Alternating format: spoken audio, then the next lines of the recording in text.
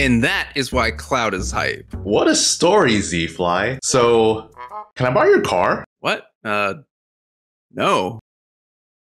Okay, wait, I'll be right back. Okay. 10 hours later. Yo, check out this shirt. Yo, that is a nice shirt. Oh, you like it? Yeah. Where'd you get it? Well, I got this shirt on intotheam.com, where they not only have graphic and basic tees, but also sweatpants, tank tops, and hoodies. Side note, but these are actually the most comfortable clothes I own. And if you use my code LarryLurr, you can get 10% off at checkout. All right, so now that I'm wearing this sick shirt, can I borrow your car now? Dude, no. I'm not gonna let you borrow my car just because you're wearing a sick shirt. Fine, whatever.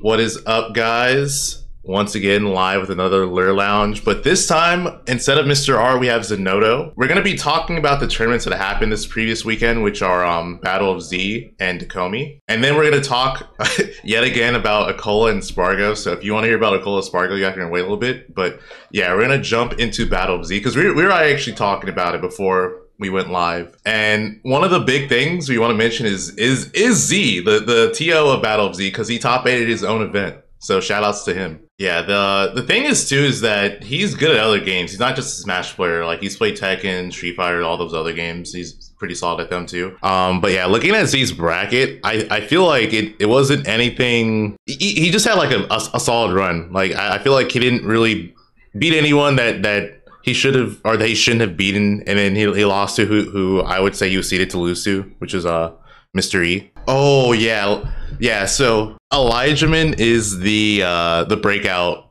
player at this event. He basically he ended his run at 3rd place. He beat Tilde, which was an upset. Shulk is hard, and I talked to Tilly about this before. It's a matchup that he's not too versed in.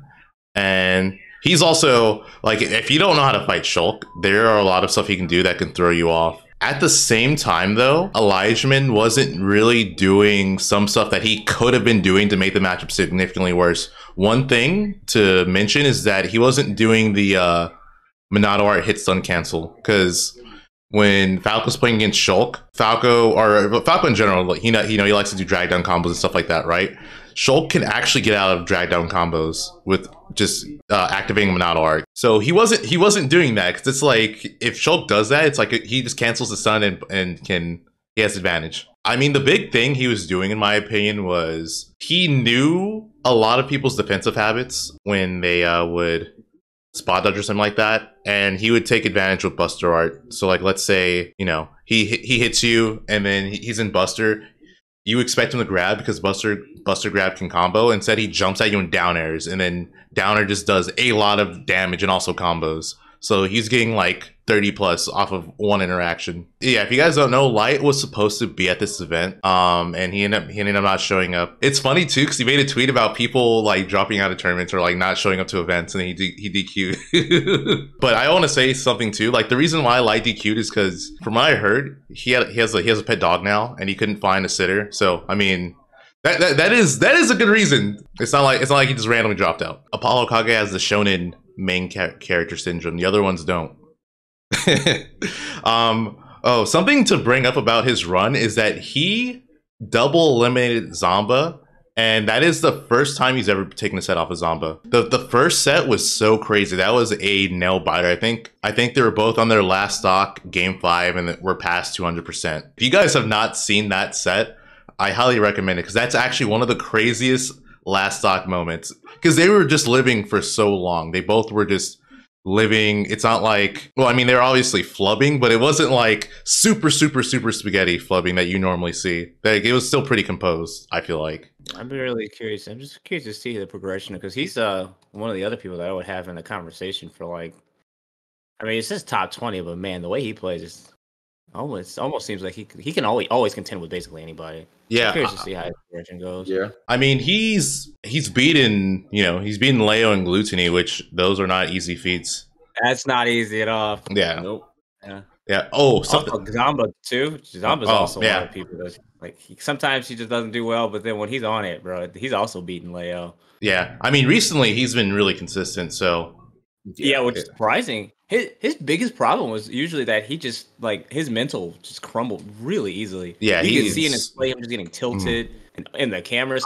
I honestly Yeah. think a lot of it was just time, man, and maturation, because it just feels like over time he's kind of he doesn't get as salty about it as much, you know. It's but he's still confident in who he is as a player, and I think that's paying off dividends.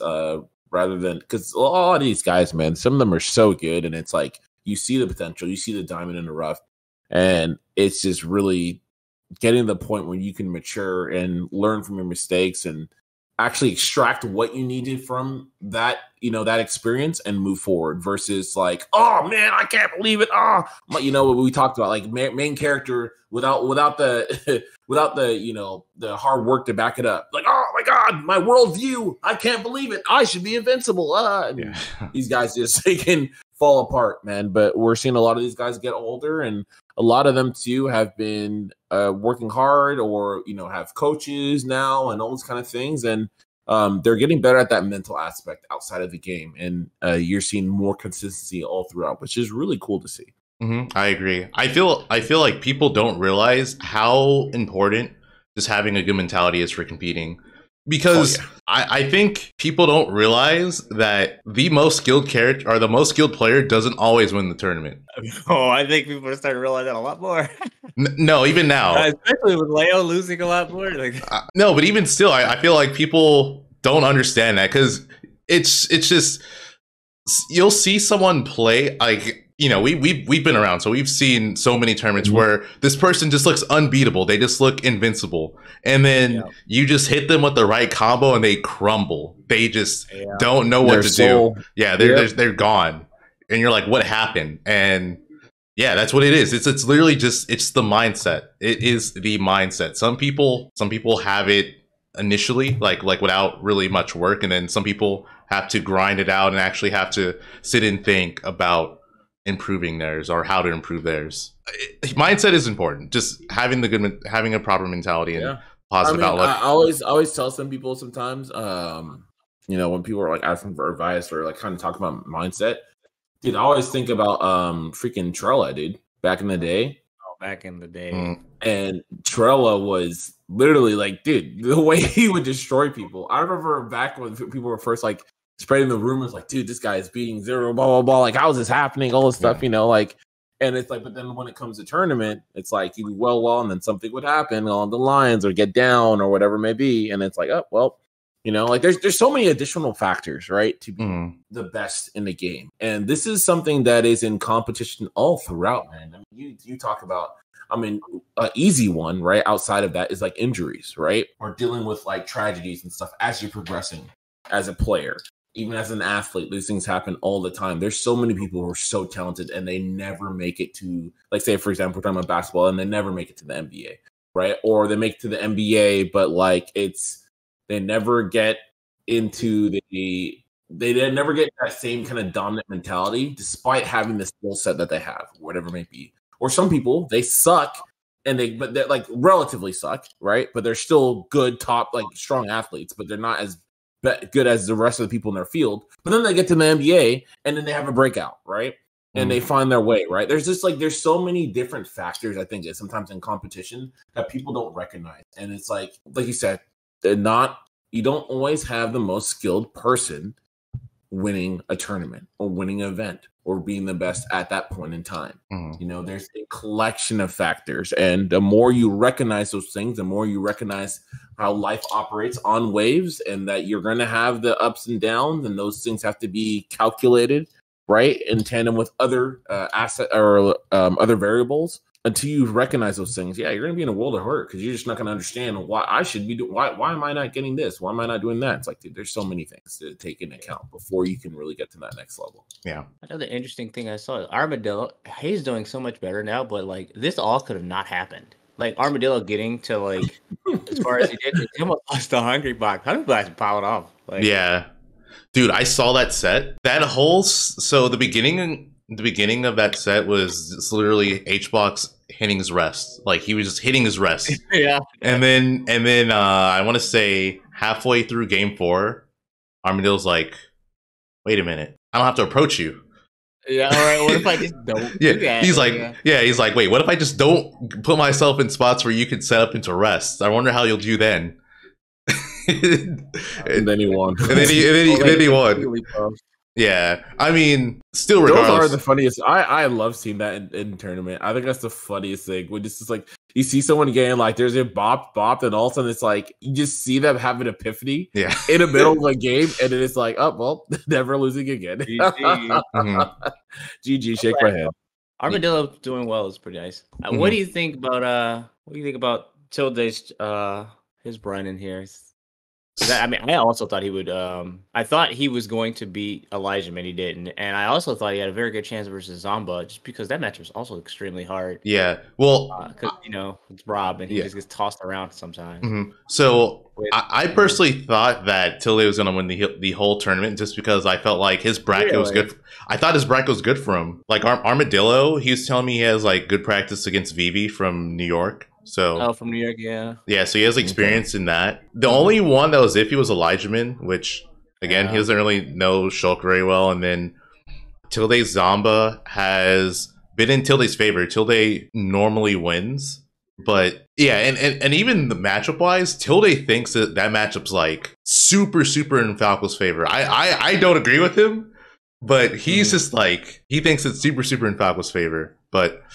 Yeah, he played against Zamba and he lost, but just looking at his set with Zamba has gotten noticeably better. You know, he's gotten noticeably better and is more consistent. But I also feel like Tilde played a bit sloppy. Like he SD'd, I want to say, a couple of times, or just dropped things that I feel like he normally wouldn't. And that could also just be because he hasn't competed in a while. Like this is his first tournament in, I want to say, some months. He did well though for his comeback tournament. Place ain't too bad. Yeah, no, it was solid. Yeah, he beat Mr. E, he beat Armadillo. I also like Falco, Lucina, just like characters that do really well at punishing people that just like whiff and jump and don't get what they want. Like Falco's really good at that. Yeah, no, I agree. I think Falco is insanely good. The only thing that's holding him back from being better is literally just low profiling and short characters, because it's just hard for him to hit characters at low profile or just have her boxes to low to the ground. Yeah, those characters also, I guess, kind of also a lot of times just fall out of stuff. Yeah, that's unfortunate. I think his character attributes do like play a large part at like top level, because if you're not the top echelon of characters, if you're not just like clearly a good character, like you play against Rob and he has frame like 4 tilts and like the silly nair, and he can kill you at 3 with side B. And it's just like, okay, well, obviously this is, and all the projectiles. This is obviously a good character, right? But then you think of like other characters that people don't think are good for some, like Lucina, right? That character I think is still like absurd, and it's not just because Lucina's like Rob, right? But like when her dash is really good because she goes really far. She goes really far under the, she runs really low to the ground, so she can go under a lot of stuff. Tilts are really good. She's a disjoint. Air speed is really good. Like just character attributes. Yeah. Like Fox's run speed is really good. Stuff like that. And I feel like Falco does not have mainly any of those except jump height. That's his only like, because he doesn't necessarily run very fast. No. Like his air speed isn't actually very good. He's a fast faller, so that's not in his favor a lot of the time. A lot of those things don't go in his favor. But like then you look like, oh wait, that's Rob, right? I hope Tilde does a lot better in the future, because like when he gets back into shape, back into form. Yeah, no, I'm sure. I mean, we'll see him. He's going to a lot of tournaments in July, so He's going to Gamal? He's going to Gamal, yeah. Okay, yeah. I played him at the last Gamal, and that was an experience. It was a rotation of me, Akata, and Tilde. And let me tell you, we were rotating out. Like Tilde was not rotating out, and me and Dad were kind of rotating out. Yeah, I mean, once Falco gets going, like if Falco knows what you're doing, it's messed up. Because it kind of is messed up. Yeah, and he's so calm with it too. Like some people freak out when they get like those score hits. He's just like, oh yeah, that's just another Tuesday. Whatever. Yeah, that's just Falco. Yeah, that's just me. Yeah. There's something I want to mention about you, because you brought up Lucina being good and like some other characters. Yeah. I think that currently we're still like in a weird place, because I feel like Lucina is a character that just requires, well, for one, I think a lot of the people who played Lucina stopped playing her because that's the big thing. Yeah, she's she's boring.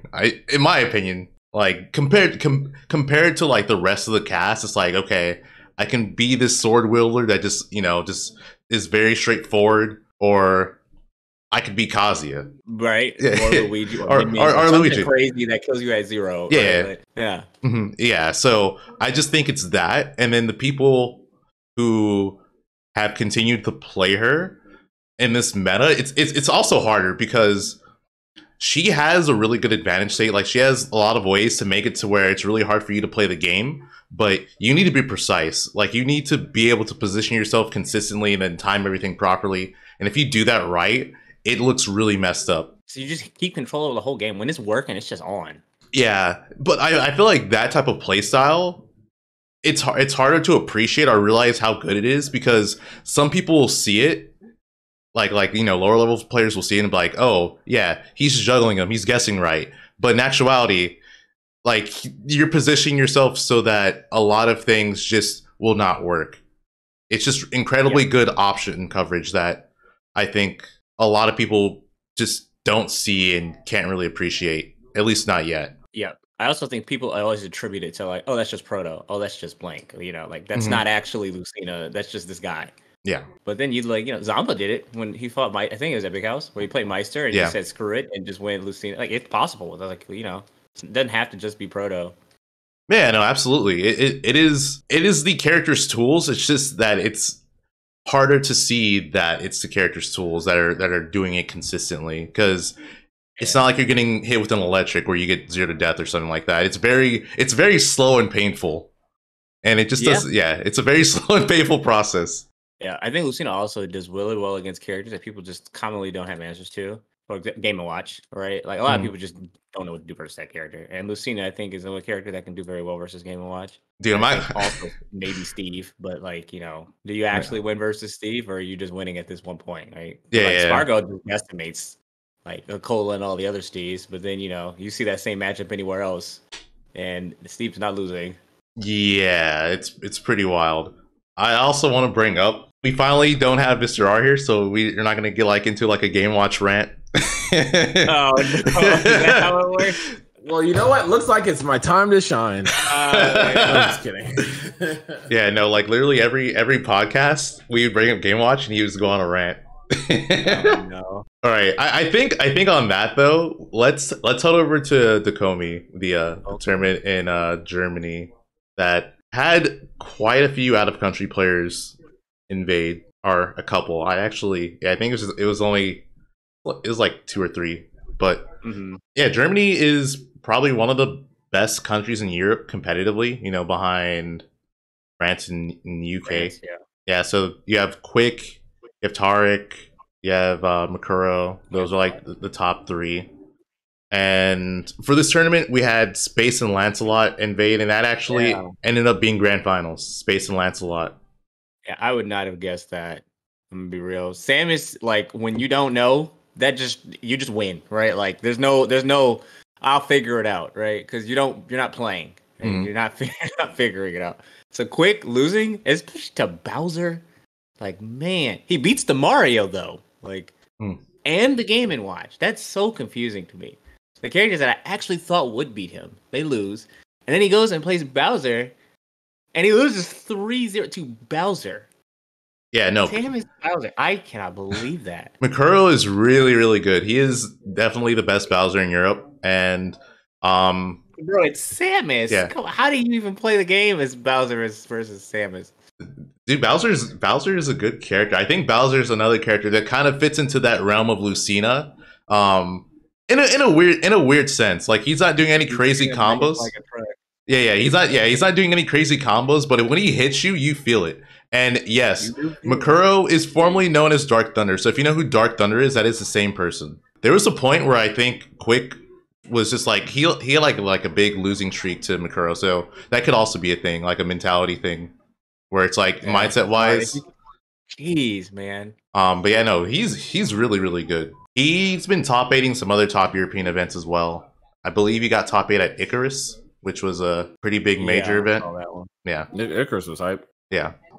So this is not like a one-off thing for him. But yeah. Also, Lancelot beating Quick. I've seen that matchup so many times, and it never looks favorable for the Croy player. Like, and yes, I mean, I guess like it's not as like crazy as Bowser Samus, but like I would not have expected Quick. Maybe I just was putting a lot of stock into Quick for this tournament because he had really strong matchups.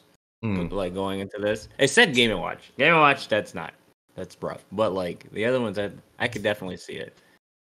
So Lancelot also got a very strong bracket. Yeah. I think Crom Bowser is terrible. Like for Bowser, you just get like literally eaten alive.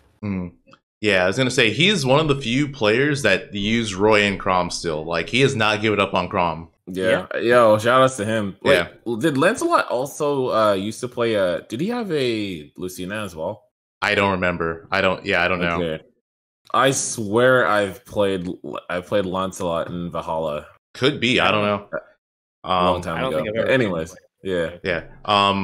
What I was gonna say is I do remember Mr. R mentioning that he thinks that Crom Samus isn't bad. Like he actually likes that matchup.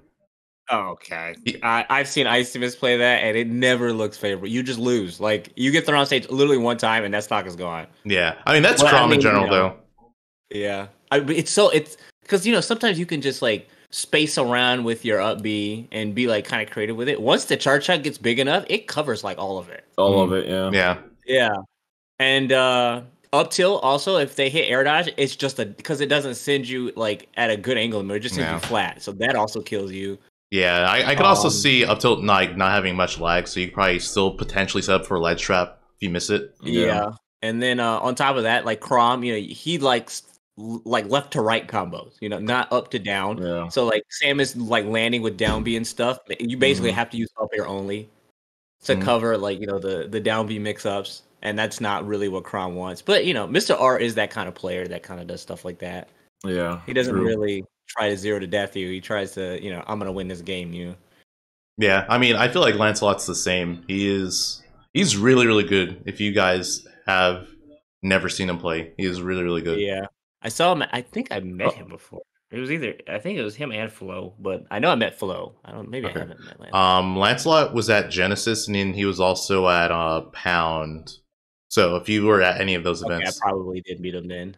Interesting. Why is his tag Plan B? Is that his sponsor? That's his sponsor, bro.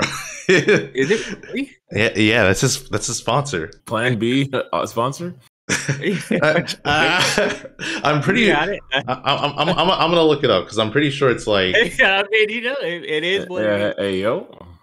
Space is still Inkling, right? I'm not crazy. He is Inkling and Pyramithra. He hasn't given up on. Okay. Did he? I'm assuming he went Inkling versus Lancelot. He went Pyramithra. Really? Yeah, I think he went Inkling in winners of their bracket. Okay. I didn't see all of it, but yeah, I think winners he might have started. And yeah, his sponsor is Plan B. That's crazy. I mean, shout out to Plan B. Plan B Esports. Yeah, and also FYI, if you don't know, Lancelot's the best player in Finland. He's very good. I've watched him play a lot because what was the count? Set count. So Space Space 3-0'd him in winter semis, and then in grand finals it was 3-2. Yeah, for those of you wondering, Space won the tournament. Yeah, I would always watch Lancelot and Flo and stuff because I was whenever I would help Lavish like try to figure some stuff out for matchups with Crom and stuff. Mainly Samus was a big one. Lancelot and Flo are two of the people we would often and times go to sometimes. That makes sense. I mean, Lancelot seems like he's traditionally like he's had a lot of close sets too with Quick. Yeah, I mean, he beat him here as well. Yeah. I think he beat him Valhalla and stuff too. I was looking at, and then I think he lost. But he took. I think he sent him to losers. Interesting. Okay. But yeah. Looking at this bracket too, I wonder how differently things would have gone if Makuro had beaten Space because their set was close. It was 3-2. Yeah, this matchup is hard too. Tough Guy makes like all the jab confirms basically just not unless you literally bump him to the percent where he can't walk anymore to get jab stuff. I remember watching Cosmos versus Leon at that one smash and splash. That was and then after that I would always look at there's a Inkling player from Michigan. They're actually from Pittsburgh, but they went to school in Michigan, so I would play with them a lot. Sam, it was the most hated thing ever. Like Bowser and Ike were two characters that they couldn't stand. Well, I'm assuming that Space went Pyramithra against Makuro. Really, too, against this too. This is okay. This makes sense. Against Crom, I don't think that makes sense. But like against this, I think it definitely. Well, Lancelot went Roy. I'm pretty sure. Interesting. That's so crazy. I think Lancelot goes mostly Roy, but he goes Crom for some matchups. Like Bowser, hopefully, because I think that's like I'm pretty sure versus Makuro he went Crom. Yeah, absolutely. Yeah, no, I mean that makes sense. Space Pythra, I'm about it. I'm here for it because like Pythra is absurd. Yeah. I think the mark of a good Pyra player is how good your Pyra is because everybody's Mythra is good. Like, that's not saying anything. But when your Pyra is nasty, like Sparg0's Pyra is nasty, right? Yeah. That's why I think Leo's Pyra is not nasty. Like it's nice, but it's not nasty, which is why he can lose. He's got the down tilt. He's got the down tilt up air confirms on deck though. That's like he's nice. He's the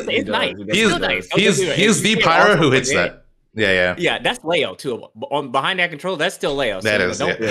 Never. I feel like it's just not as fluid. Like I feel like almost like his transitions and stuff aren't as fluid. But I feel like Leo's does have a nice Pyra, but it's just like you gotta be nasty with it. No. Like where you just start running at them and you just dash back for no reason and down air the ground behind you, and then on top of that you just F smash and air dodge. Screw getting a hit confirm, right? Just F smash and air dodge and come at 30 or something like. Leo don't have that. Sparg0 has that where he just does stuff and you're just like, well, why in the world would you ever do that? You know who has a nasty Pyramithra? This is Pyramithra player from Japan. I was watching one of my friends sent me a clip of it. It was Reno versus Ken, and I was watching it. I watched it on Ned's stream. I know you're talking about. I know you're talking about. Yeah, and he down there 3 times. Like that's what I'm saying. You got to be nasty with it. Like right, like those are the Pyramithra players those are the ones that win, right? Yeah, no, you know who has a nasty Pyra? Shuton. Exactly. Shuton is ridiculous. Shuton's Pyra rolls in dirt, bro.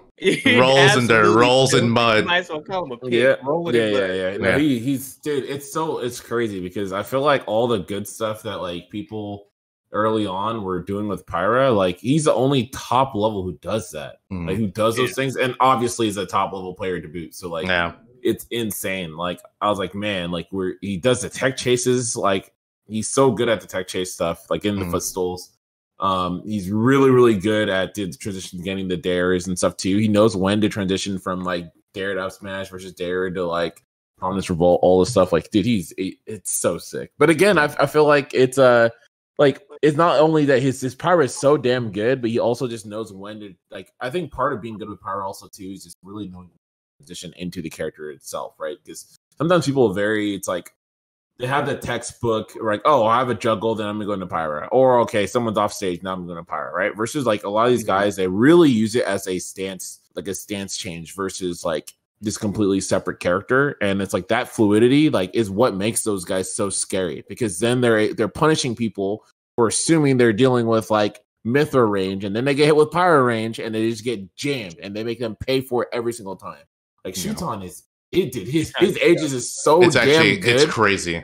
Like it's not fair. Like he hurts people. Like consistently hurts people. Yeah. So just to get back on Space, something that he does that is it just feels by far better than any other Pyramithra I've played.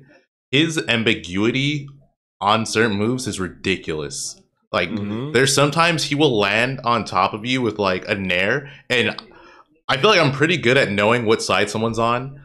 I can never tell with him. I actually just gave up, like trying to figure it out.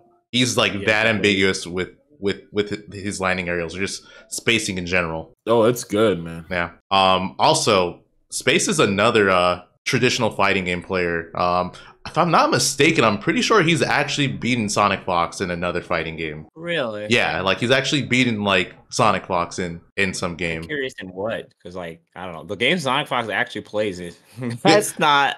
Yeah, like not actually easy. Yeah, no, exactly. Like by no means is like you're not just randomly beating Sonic Fox. Yeah, absolutely. I mean, if they're just playing just for the hell of it, yeah, you could beat Sonic Fox. But like, if they actually play the game, absolutely not. Like, imagine if it was Skullgirls or something. There'd be no way, right? I don't know. I forgot what it was, but I know he's beaten Sonic Fox. That's crazy. Yeah. Okay. Shout outs to our FGC players, like Yeah, right? I wish more Smashers would take a dabble at least into. Okay, also speaking of this, I have a bet. You don't play Street Fighter, do you, Larry? I've been playing it a bit. Like, you're not trying 6, right? I am trying 6. You are. I lost the bet. That's crazy. I'm playing Manon. Oh, that's disgusting. Okay. What? Disgusting. I've played traditional fighters before. I mean, yeah, but I would not have expected Street Fighter. I feel like you're more of a Marvel kind of person. I like Marvel, but I've gone to like tournaments for Street Fighter and Tekken. Okay, nice. Okay, yeah. Shout outs to the FGC players, the mix, not just the FGC. You know, people that decide both Smash and FGC are sick. Yeah, absolutely, dude. I can't wait for Evo for 6. Oh, Evo is about to be insane. It's gonna be crazy. Dude. Oh, this game is so good. I am having so much. Oh, it's so much fun, man, with Street Fighter 6. It's just nice to see the game back to a point where there's a lot of expression. Like the systems just allow for expression. They allow for like a multitude of options, so it doesn't feel like every character. Like it feels like right now everyone can play every character. Like obviously you have some characters that are not as strong, but and those, we'll see over time, right? It's still early on in the game, but it just feels like a lot of characters like, hey, there's still some options. And so you can still compete. Yeah. And not just beat to oblivion, man. And dude, even like you're seeing also too people with modern controls. I think that's really cool to see what's happening with modern controls. Like, do I want to play someone playing modern controls? No. Hell no. No one does. You say modern controls, Zanky? Dude, I was gonna say modern game. Oh no. Man, there's a couple I've seen. I'm like, get this guy the hell away from me. But it's cool though that you have people at a level that are able to play modern controls. And they're like, they actually understand fighting games. It's just like the inputs and stuff like that they've never gotten before, but they've been able to find some victory. Like, dude, I've run into a couple like Diamond Master, I've seen some Master freaking modern control people. There's a couple at CEO even. I think the highest placing modern control person, I forgot the name of the player. But I think they ended up at like 25th, I think, or towards the end. I think they at least made it in the top 48. Okay, which was really interesting to see. So like you are seeing some people play the game, play modern, and like they still understand the mental aspect of the game, and they're able to kind of lean into certain things that are obviously beneficial for modern controls, and they're finding their way. Like, that's sick, dude. Like, you want to see that. Like, there's so many more people who are playing the game because now they have access to that. Even my girlfriend, she played the game a little bit with modern controls and like, wow, I can do that stuff. That's cool. And then from there, she wanted to do classic controls, right? And have fun. But it's dope to see this done the right way, because I feel like for a lot of times, a lot of traditional fighting games have been trying to find a way to bring in these modern controls, these accessible controls, in a way that doesn't devastate or affect the game. And it seems like for the first time we're actually seeing this here, which is cool. Yeah, no, I agree. Can we talk about Big Bird's run at Red Bull Kumite? Oh no, because that character is literally absolutely. I hate characters like that. But yeah, he's nice. Dude, that was inspiring. Come on, man. Dude, that made me want to play Marissa. Yeah, let's go, baby. This is the first time a Red Bull athlete, a Red Bull player has won a Kumite. Oh, really? Actually, so yeah. Oh, wow. Time. So it was pretty cool. People were hype. We were popping off all in our Microsoft Teams chat when we were saying like, "Yo, let's go." But yeah, it was dope, dude. It was dope to see. Kumite was super sick. One thing I will say, I feel kind of bad for my boy Leffen because it is what it is. But it was just bad funny. What it is, bro. He be talking so bad, Dookie. He always be talking, right? So like every now and then I'm like, I gotta hold that. But dude, it's so funny how quick the traditional FGC, like the fans, how they turn on Leffen, dude. They're like, yeah, get him out of our game. This guy sucks. Yeah, get the smasher. These guys trash. I'm looking against body, blah, blah, blah. And then Akainu proceeds to body pretty much every single person he plays except Big Bird. Yeah. Like it was just so funny because like the first person was Leffen. Yeah. And so everyone's just like, yeah, dude, welcome to Street Fighter, bruh. You're ass. You suck. I mean, There's no way you're good. You're getting 5-0. Like everyone else would have a chance. And then this guy literally gets I think he straight up did. I think the most games that someone won besides Big Bird was 2, I think. But it was like 5-0, 5-1, like 5-1, 5. Like, it was hilarious. Oh, Yeah, I want to bring up something else about Big Bird's run. I think it's funny that he almost lost to Angry Bird. Just off the name alone. Like he's also and you know what Angry Bird played? Marissa. It was insane. Like they were dittoing and he was like, screw it, and then just went Ken. Like that's that wild. character, low key. People think that character's a bit tier. Low key, that character's broken. Like, Wait, who thinks who? a lot of people think Marissa is a mid tier, just straight up mid tier. Dude, don't. And then you get 2 tapped, and that don't look like much of a mid tier. That character is very interesting because that character has a lot of tools that are very good against Street Fighter 6. Like the mechanics, like that character has a really good stuff against the mechanics of Street Fighter 6. Like the character's really good at pressure. The charge normals are really good to take down the drive gauge. The armor, breaking through, crazy. drive impact, and then like the 2 taps, right? So it's like you can tap them. Yeah. So like, there's a lot of things. Like it's very interesting because I've been talking to I've been talking to like LPN and like just some of the people out here in the NorCal side, right, who've been doing really well, and like I am very interested to see where that character goes. To the top, easy.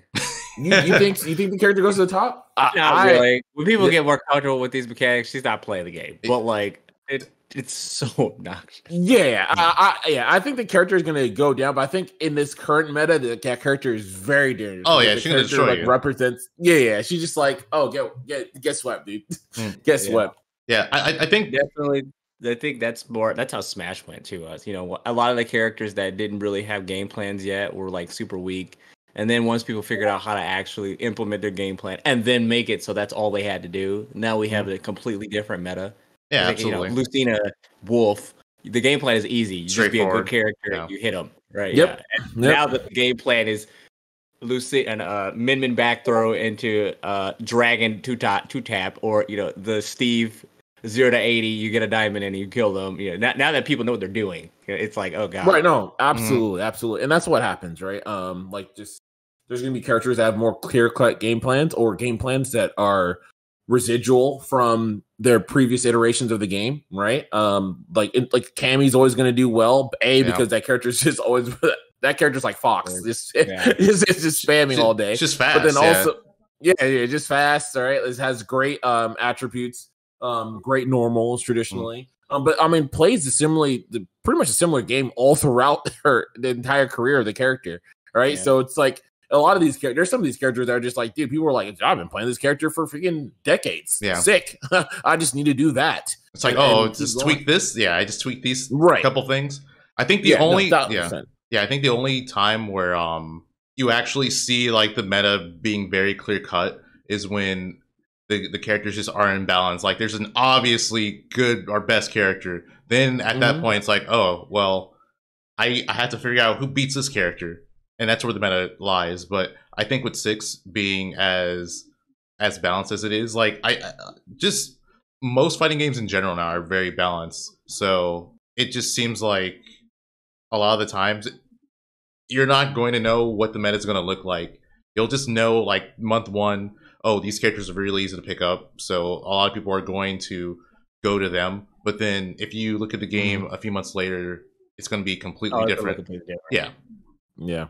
I gotta get my Dulcim ready because they're not nerfing this. They're nerfing DJ, and they're not nerfing this stuff. The DJ nerf. Yeah, that's coming through. Oh, right? DJ, man, that is a character JP for sure. Nerf, that's coming through, right? Like DJ, that's not coming through. Blanca, JP, Blanca. Dude, Blanca's got some stuff, man. If you said that in any other game, people would laugh at you. This game is actually a whole character. Yeah. Blanca has got, I mean, when you got Blanca-chan freaking running around in tandem with Blanca Ball just being safe and so many variations of it, it's just crazy. Yeah. Yeah, man. This game's crack, man. I mean, hey, and you have netcode. Imagine that you have a netcode, actual training mode. You know, got even some story mode for people too. Mm-hmm. I'm also excited to see like this at like like Z's event, stuff like that, where they like have a big. Well, they just have like a whole bunch of games and stuff like Street Fighter because that'll pull in a lot of people, especially with a lot of Smashers trying Street Fighter. Yeah, it'll convince a lot more people to try and the events will just be larger. I'm excited for that. I actually want a Smasher I might do a Smasher Invitational for Street Fighter. That'd be funny to see. There are so many people playing it. Also, like stuff like what was it called? For like Frosties. Frosty Frostings. Like, yeah, because I used to go to that every year just because it was the only like big Smash Tekken thing, and I would always go to that. And Combo Breaker, right? Combo Breaker's pretty good. Combo Breaker, literally the reasons why I go. Yeah. I think, dude, I just wish that Combo Breaker and Momocon were on the same weekend. That's same, it's always on the same weekend, every single year.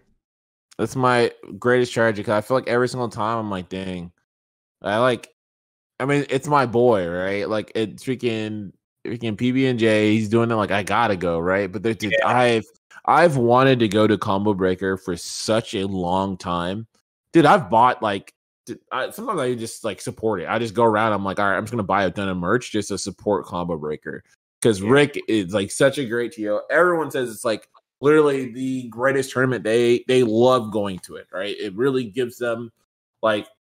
It's like the perfect merger of the grassroots and like kind of like high production and high end stuff too. They take care of every game, really show a lot of games love. I'm just like, damn, man, I really want to go to freaking Combo Breaker, but you know, I gotta hold it down for Momocon, man.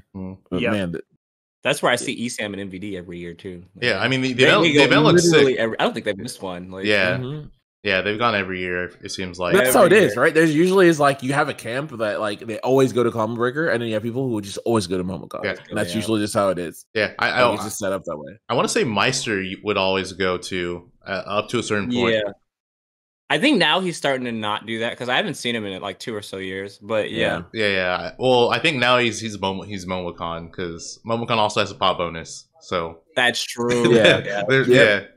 And not FGC payouts. That's another big one because unless you're straight up going to win the tournament, FGC payouts are not for you. Like, yeah. If you guys don't know, FGC payouts are like first place gets like 70. Straight up. No, it's like more than half. It's like 60. Well, usually it's only like at Evo and stuff like that they do more than half. Most of the bigger FGC tournaments that aren't Evo do like 50, 30, and then like everybody else is getting chump change. Yeah, it's like actually crazy, but. I guess at the same time, a lot of those tournaments also have pop bonuses too. Yeah, I think it's kind of sick though. Yeah. I guess speaking of Meister, that's a good segue into our who has Meister lost to between Sparg0 and Acola. True. I mean, man, I'm still looking at this thing and it's quite absurd. Acola is literally. I never really took it into like where I get to see them side by side, but that kid don't lose. Like except to Sparg0, which that's kind of. Yeah, I wouldn't say unlucky because it's Sparg0, but like, dang, he's got a lot of green. He's got a lot of green. Yeah. So let me link you to what we were talking about. Also, basically, this person made a tweet comparing Sparg0's records against the top 5, top 10, and top 20, as well as their tournament results and wins. And yeah, it basically just shows how incredibly consistent Acola is, which I feel like we knew, but I don't think a lot of people knew to what extent he was consistent. He's actually undefeated against everyone that he's played in the top 5 and top 10, except for Sparg0. Sparg0's literally the only person who's taken a set off of him in the top 5, top 10. I mean, that's kind of crazy. Well, even the top 20. Even the top 20. You're right. Yeah, Mia's taking the game. Sorry. Mia and Ashimo, they're beating him, but like, I mean, once. like, yeah. Is Asi? Yeah, Asimo's the top 20 though, right? I don't know. Let's just say Mia because I know for a fact that Mia's in the top 20. But yeah, it's kind of crazy. That is I mean, insane. like I said, it's in a vacuum because like you know you're considering also the fact that like a lot of people in this game are not still really potent against like Steve. Period. Right. On top of that, you're playing against the best one. I mean, it's not like this is no excuse or anything, but like in a vacuum, yes, Acola is looking like It looked kind of crazy. I didn't know how like crazy, but then you get the numbers. Yeah, yeah. And for those of you saying light, Acola has not played light this period. Yeah, that's going to be very interesting. I do want to see how he stacks up. I know Light is kind of getting back into form. Yeah, I would love to see how he's going to do against him, because even the first time they played, Light was probably one of the few top players that felt like he had a better understanding of how to navigate Steve than everyone else. It felt like he actually had some kind of game plan, understood when he should be pressuring, how he should be maneuvering around the blocks. And I think just in general how Light is, he just the way his mind works, right? He's very intuitive, right? He's very like clever in that way, right? And so he's going to kind of figure those things out very quickly, I think, versus some other players. But yeah, I'd love to see how he's able to stack up now against Acola, because like, yeah, it seems like you said. I mean, not seems, it is. Pretty much everyone else gets bodied, right? It's just like, who's beating him now? You said Mia and like who else? So let me see. So Mia, Asimo, Ken, Mudace, and Big D are the only players that have taken sets off of Acola. Yeah, I remember Big D. Yeah, and then Mudace. Yes, Mudace is in. Yeah, he's man. Yeah, to be fair though, that could go either. I feel like the next time they play, I don't think Mudace would actually win. I think Acola would actually, because that's the same thing that happened with Onin. Like it was like, okay, looking kind of nice, and then suddenly Mudace is just getting like bodied. I think whatever happens to Mudace that day or that weekend, I think is really depending on whether he wins. I don't know. Just because based off of what I've seen, Acola, I feel like if someone can beat him, he gets tilted, and Mudace has beaten him twice. Yeah, I feel no, I agree with you on that side, Larry, for sure. Yeah, because sorry to cut you off, but they didn't show it on here. But the first time they played, I want to say, was Let's Make Moves Miami, and Mudace is the one who sent him into losers, where he ended up still winning the tournament, but he had to play Onin and Grands, and I'm pretty sure he didn't run into Mute after that. Oh yeah, Let's Make Move Miami. Yeah, and then what? Then Genesis. And then Genesis, Mute also beat him. Okay, maybe you're right. Maybe Mute would. You know, I always like to root for Mute. Yeah, I also feel that, not that he doesn't change up his game plan, but I feel like something that's always very interesting is that a lot of times there's a very stringent game plan, it feels like, amongst a lot of the top players, like from Japan. Like a lot, not that they don't necessarily change it up, but like a lot of them play. Like they're like, all right, this is my game plan. This is how I'm going to go, and this is how I'm going to go about it. And it's like very, very strong. I remember, I forgot who was talking about this. I think Buzz, a couple other people were talking about it too, where it's like almost like they're like these insane level bosses, right? And they just like they have these kind of like set way that they really play the game. It's very methodical, but it's not as fluid or as flexible at times. But it's just so damn good and usually all encompassing that a lot of people just get bodied from it. So I feel like a lot of times when people overcome that, then it's to make that change is a lot harder. And I think that's why you see a lot of even consistency with a lot of those matchups, at least from like what I've seen. Yeah, it's very. Again, I could be wrong. Yeah, it's very formulaic, but obviously the formula is working. So why would you change it? Right. Japan is one of the most consistent countries competitively, and it is for a very good reason. It's because they have just that strategy versus everyone. Matchup wise, they know they have a good understanding of how to play every matchup across the board. So they'll eventually change it if they feel they need to. Like if they think they have to make a drastic change, of course, then eventually yes. But currently it's working, so why not? Why not keep doing what's working? No, I completely agree, right? And so it's like, and so now it's just like, all right, let's see if he has any adaptations for this, because definitely gonna need it, man. Because Mudace has definitely been so strong there. But yeah, it's been interesting. Mia has actually been finding the Mark II, and makes sense. I do feel like if you were looking purely from the matchup perspective, I do think that Game Watch has a lot of tools to combat Steve. In a lot of ways, they can pressure them, especially once they get them off stage. Obviously, lull, ledge trap, and stuff as well too. There's a lot of things that are very clear cut strengths, I feel like, for Game and Watch once they're able to kind of exit neutral versus Steve. So Yeah, but yeah, There's another person I think would be doing really well, and for some reason, I guess it's not. Maybe they have played, maybe not. But Sonics, oh I think yeah, Sonics would just try to time out Steve. I've seen it like with Onan and everything. I never want. Straight up timeout. Yeah, I never want to see him play another Steve again. But I do agree. I want the record. Yeah, no, I agree. But the thing is that Sonics has not been to that many events. Really? Yeah, no, he hasn't been to that many events. I want to say this entire season he's been at like 6 or something, or 5. Yeah. He was supposed to go to Battle of BC, but he had some visa issues, so he wasn't able to make it. Shades of Which black. sucks, man. I would love to see him at more events. I mean, obviously, again, I know people don't want to see Sonic all the time, but he's such an incredible player and so talented. And I just want to see how he continues to rank up against the best, because this seems like every time he's challenging a lot of top people, he ends up overcoming them time and time again. It feels like outside of Light, it feels like it's pretty much everyone. If he doesn't just beat them, it's like only a matter of time. That would be nice to see. I want to see Bloom versus both Acola and Sparg0. I think those would be That crazy. too. Will that ever happen Bloom. though? When was the last time Bloom has been out of this? Like, has he ever been out of this country? He went to Double Down. He went to one. He went to Double Down He did in not Vegas. enjoy it, from what I heard. Oh, really? Okay, well, Yes. to be fair, a lot of people did enjoy Double Down because of reasons. Yeah, but like, which is unfortunate though, because that was his first experience. Yeah. So like, yeah. That being said, I know that he seems like he's down to go to, or at least thinking about trying to come stateside, do some stuff. I'm trying to do an event with him potentially out here. So yeah, man, like I would. Yeah, so I would love to see him come out more and like go to a tournament that you will likely enjoy, you know, instead of whatever happened there. But yeah, I mean, dude, Bloom's so good. He's so good, and I really want to see how he ranks as well against a lot of these players. Like, we're getting to the point now where it's kind of funny, because I think we had this time period where we didn't have the best of different regions competing against each other. And then we finally got to see MKLeo versus Acola. We had Kagaribi and people going over there and playing and blah, blah, blah. And it's like, all right, sick.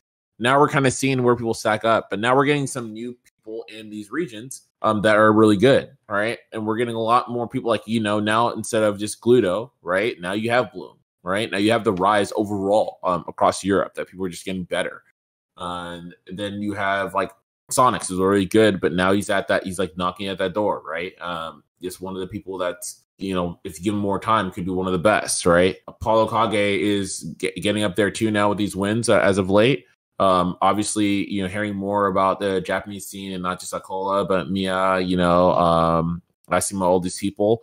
And it's kind of cool because we're just getting more people from these different regions once again who just haven't played. So the question is now, like, who's the best when all these people come together, which I think is pretty exciting, because yeah, it just used to seem that it was just like, all right, want to see Gluto, want to see Acola, you want to see Sparg0 and then like Sonics or whatever, and that's it, right? But there's just so many other players popping up again, and it just feels like this like really cool phenomena where you're having all these different regions, and some of these people just haven't traveled outside, so you just want to see how they can compete against these players. Yeah, I think the big one right now is definitely Bloom, because a lot of people just have him at top 10. Not some people just like, okay, well, he hasn't played anybody yet. I don't really care what's gonna happen, because I'm just saying, I think Europe is very bad against Bayo. Whenever I watch him, just like, man, like half of them don't smash DI, the other half always get hit by jump afterburner kick. People are still like swinging at witch times and stuff, but like, I don't know. I said that before, and then he might just come over here and just work, right? Just go to work. So I don't know. I didn't want to see it though. Yeah, and so there is actually an event coming up in September, Terra. That is going to have a lot of people from other countries going. Sparg0's going, Light's going, Tweak's going. Really? Oh, good. Okay, yeah. so there's actually I thought Tweak retweet that. Okay. Yeah, so that's happening in France in September, and the crazy thing about that event, which is absurd, if I'm not mistaken, it capped in 4 days. Really? And like the cap was like over 1K entrants, so it capped in 4 days. So I think the cap's going to be expanded even more. Even more players are going to show up. I know there are some top Japanese players going as well. I think Jojibu, the Falcon, the best Falcon in Japan. Like Jay, right? Yeah. Oh, wow. He's going. There's some other top Japanese players going to that event. So that's gonna be good. That is potentially like the next Battle of BC. Well, that like in terms of entrances, it's bigger, but Battle of BC, I think, was one of the most stacked events like in Ultimate history, if not the most stacked, just with how many good players there were. Oh, for what? For some reason, Battle of Z kept cutting. Oh, I know Battle you of said BC, Battle yeah. of BC. Yeah, Battle of BC. Right. Yeah. Okay. Yeah. That tournament was insane. Yeah, there was so many good players there. So yeah, Terra has the potential to do that as well because, again, we already have those people going, and I think with just the amount of people who are going to that event and it capping that quickly, there is a very good chance even more people show up. Yeah, that's pretty sick. That's gonna be dope to see. I just want to see more events like that.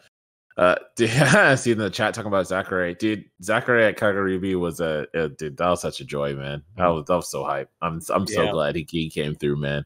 Yeah. With that freaking pit, dude. The young pit in the cut, dude. Yeah. Just having a good time. That was the best part. My man just looked like he was just having fun. He didn't even care. Like he just jamming it, dude.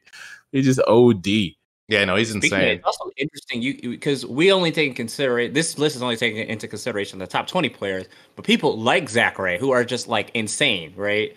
They're not on this list, and Acola has played Zachary. Yeah, but I think both have played Zachary, right? Because Sparg0 played him in losers, I'm assuming, right? They both played him, but they both beat him, and I think it's only taken. I mean, but even still, like if you just think of just Zachary, there has to be other players like that too. Yeah, right? Like, yeah, absolutely. I think the only reason why they're not included is because they're not considered top 20 or whatever.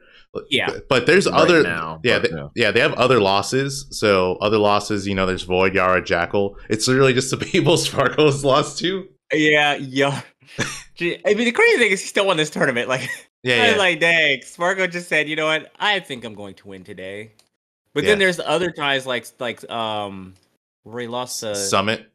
Yeah, Summit or where he lost to Jackal. Oh yeah, Crown. To be fair, like I've been saying, we've been having this every time I come into your chat. We have this conversation. People sleep on Jackal. I sit there and play Jackal at every event we're at, and I sit there and lose for an hour and a half, right? And there's all people like, oh, you're just bad against Wolf, oh, whatever, right? But then finally, Jackal is showing what he's made of. He also should be in this list because Jackal is broken, right? I've been saying this for a year and a half now, but I always lose to Jackal. Every single time. Beat all the other wolves, doesn't even matter. But then I go and fight Jackal and I get like destroyed. At main stage, I literally was working people. I'd be Big Boss, and I thought I was gonna have to play SkyJ, but then Jackal ended up being in that path, and I got destroyed, right? Literally 3-stock twice. Right? And it was like, okay, whatever, right? Next tournament. But then Jackal loses to SkyJ, right? So everybody's like, oh, you just need to get better, right? Now he's beating Leo, he's beating Sparg0. He's beating like all these people, DeBuzz, beat some everybody, beat a little bit of everybody. Mm-hmm. No, okay. I said this in one of the podcasts. I think Wolf is one of the hardest characters to play at a top level.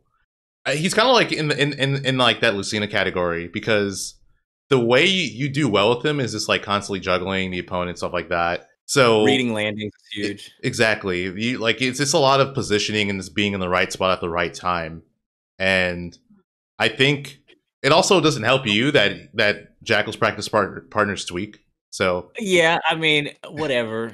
I think that matchup is too hard. Like, come on, bro. Like, dude, you monkey flip and you get F smash back or down smash, you die at 60. It's like, come on, like. Yeah, no, I think Wolf is insanely good. I just think he's hard just because the way you have to play certain matchups with him is. You have to actually know the matchup. You can't just go off of your game plan. You have to go off of your opponent's game plan in a sense. Yeah, no, it's funny. I don't think I think Tweak says the same thing. Like he's like, dude, I feel like everyone talks about how good Jackal is, and then it's like it just never shows up. He loses. It just never shows up in tournament. He just again. What do we talk earlier on right in the podcast? Right, when it comes down to like the most skilled doesn't always win the tournament. Right? Yeah, like he's very clearly skilled, and people will play him all the time because he's so skilled, and he's just one of those people that, man, nerves just gets to him. He just cannot perform when it comes down to those things. But then when he does, whew, yeah, he's crazy. He is insane. He has nerd. Whenever he plays against Young Link players, I swear he just forgets how to play this game. Like he just, it looks disgusting the way Jackal plays. He just loses, and then everybody talks about like, oh yeah, well, kind of, we already figured that. Like no, like, but when he plays against people that actually try to fight him, like, like, it literally looks unstoppable half the time. No, I have an explanation for Young Link, and it's something that Wolf struggles with, and if you're not ready for it, it's really, really hard. Okay, what is it? If a character has like really good safe buttons, it's really hard for Wolf to just do what he wants, because frame data wise, his buttons aren't super fast. They're like a decent speed, but they're not incredibly fast. Like his out of shield option, his fastest out of shield option, if you don't include footstool at B, is frame 10 or frame 6 because of shine. Or sorry, frame 9 because of shine. Okay, well, that's not even really that good of an option. Like, yeah. So you have to rely on that, and you're playing a character like Young Link, where his boomerang is -4. Did you know that? Wait, the far one, right? Yes. No, up close. No, point blank. Up close. It's -4. 0. Yeah. No, it's 4. It's 4. Okay. It's -8, -4. 0 up close. Hello. Wait, what? What kind of dream world? Yeah. That's crazy. the movie is sort of close.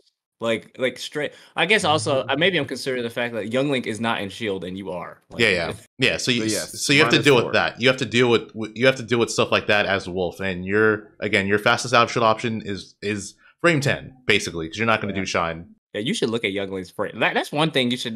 Be like a thing you do on stream. Look at Young Link's frame data on stream. Oh, it's messed up. Let your chat. No, it's not okay. It's not okay. Insane. Nair, insane. Forward air 1, insane. Like those moves are not okay on block. Like, yeah, I mean that character just runs up on people, dude. That data is OD. Yeah, like it's. I mean, if that character had range, he'd be broken. Like, straight up absurd. I mean, even without range, he is insane. But yeah, that's one of the reasons why Jackal's struggling against Young Link. It's just like there's certain matchups that if you're playing as Wolf, people are like, oh, like Wolf should just win everything. He can, but it's just hard, especially in like in high press. Up on Jackal, he don't know what to do. Yeah, like. Exactly. That's the other thing. Like if you don't know the matchup as well as your opponent, and everyone knows how to fight Wolf.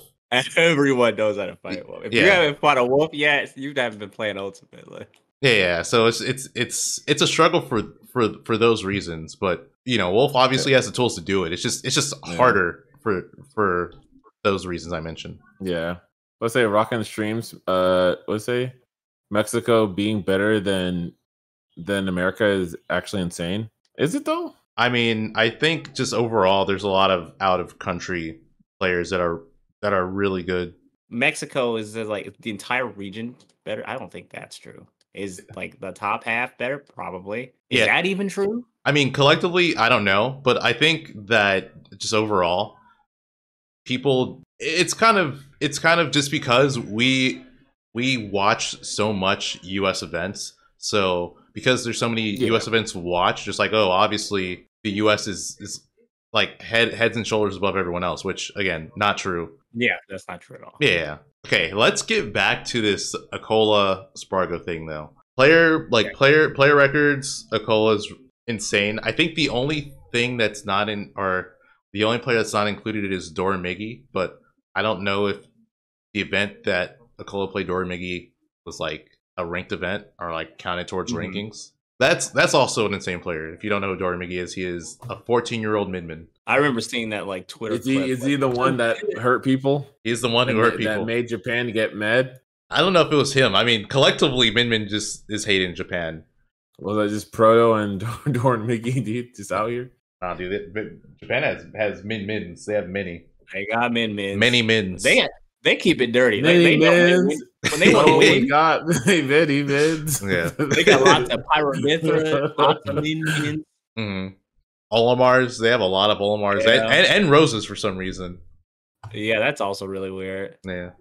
There being more than one Rosa period is really weird. Yeah, that's wild. But yeah, what would you think who do you think actually, I guess maybe that's not the appropriate question, but who do you think should be like over each other, whether it be Acola or Sparg0? Because I guess it's just more about, do you value the consistency of Acola as opposed to just like, I guess, Sparg0? Because Sparg0, when he's on, he's just on, right? You're not beating him. Yeah. He also has the head-to-head on Acola. But like, I don't know. When you look at everybody else, Sparg0 can just lose. You can Yeah, see yeah. it. Yara, with we were just talking about. Oh, Jackal. Yara, Jackal. Like, people like he clearly can just lose. Karama, he lost the Void. Mhm. Although Void is another sleeper, but like, yeah. We're not ready for that conversation. Yeah, yet. no. I'll say this: Void is amazing, but currently that is probably by far Spargo's worst loss. Yeah. It's crazy because SkyJ's on this list too, and SkyJ has been popping off, but like, dude, I think that's another. You need to learn this matchup. Yeah, and stop. Yeah, it's crazy because the event that SkyJ beat Sparg0, he double eliminated him. Yeah, and that's insane. Yeah, that's actually wild. It's something that people don't bring up enough. Like, yeah, SkyJ's run at Collision was insane. Yeah, but in terms of like the Acola Sparg0 debate, we've had this before, but just looking at the numbers, I feel like I have the same answer where it really just depends on what you're valuing, because Acola's consistency is literally unmatched. There's no one as consistent as Acola. But then Sparg0 has two of the biggest tournament wins on here. Like I said, Battle of BC, arguably the most stacked Ultimate tournament ever. He won that, not dropping a set, by the way. Kagurabi 10 was also like a pretty big win. I want to say that was probably the most stacked Japanese tournament. He won that. I mean, he won it from losers and took 2 sets off of Acola. I don't know. I will say this. Despite Sparg0 having 2 of the biggest wins, Acola just has more. Like, he has everything else, basically. He has S+ wins. He has A tier wins, B tier wins. Like, literally everything else. It's really hard to compare them to. Like, just straight up the wins. Because they're both they're different areas. Most of Acola's wins are in Japan. Who, like, Sparg0 will not fight these people, right? He's not fighting Kome, and he won't fight Riziasu, and he won't fight Rio. Well, maybe he could, but unless the one tournament they do come here, they actually play, right? Mm-hmm. And then Sparg0 has the American tournaments or the U.S. tournaments where, like, a lot of these things Acola isn't at, and the ones that they do go to, Sparg0 he beats them. Usually it is Sparg0 directly beating Acola. So I don't know. It definitely. I agree. It's just what you value. Do you value Sparg0 losing?